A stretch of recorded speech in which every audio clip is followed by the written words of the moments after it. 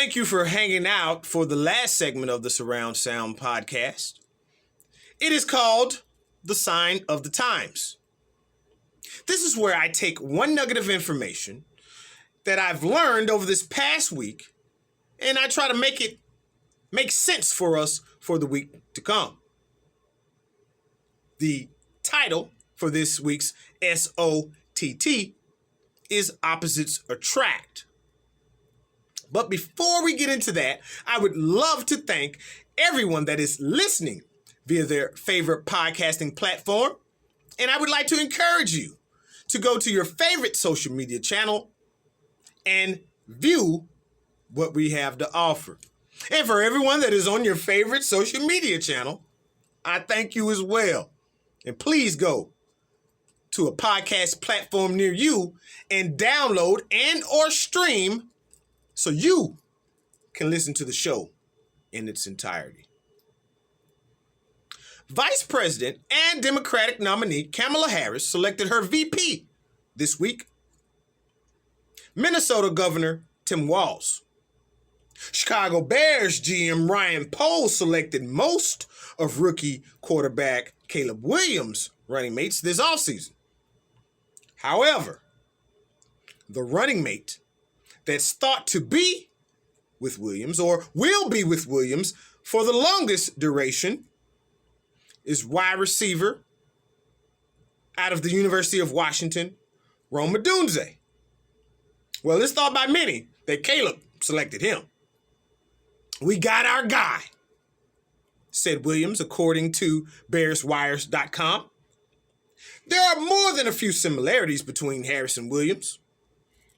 Harris is from California and went to school, university-wise, in D.C. And Williams is from D.C. and went to school, university-wise, in California. I mean, that might be a stretch or maybe not, but nonetheless, it's an irony, and ironies count, right? Yeah. Let's go back and look at their running mate in comparison.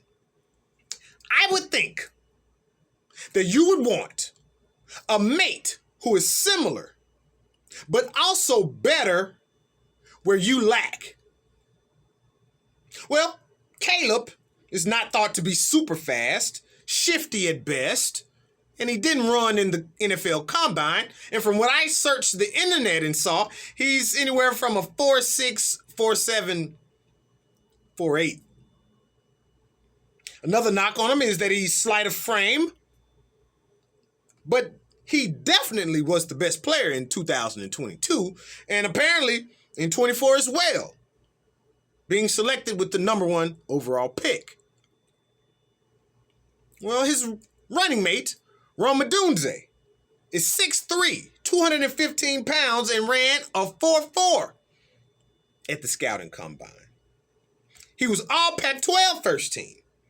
He was All-American first team by multiple outlets, including the AP, The Athletic, and CBS Sports. He was also a Biletnikoff Award finalist. You know, the award that is given to the nation's best pass catcher? Yeah, he was one of 3 finalists. So there is the thought that there were only 3 people in the world last year in America that were top-notch pass catchers, and Caleb was thought to have selected the one that he won. Let's go and look at Harris. This comes courtesy of Reuters. The U.S. Vice President announced her choice of Walz this week, opting for a vice presidential running mate with executive experience, military service, and a track record of winning over the rural white voter who have gravitated to Trump over the years. Let's look at the rundown. Both have executive experience at the governor level, one in the most heavily populated state in the union, in California, and the other in the good old middle America of Minnesota. See what I'm saying here?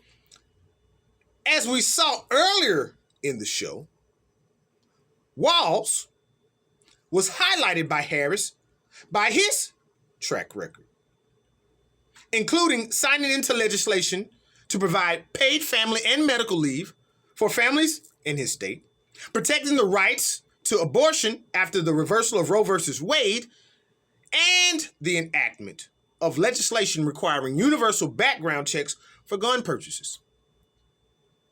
So, we can see that on the Harris-Walz ticket, family is going to be important.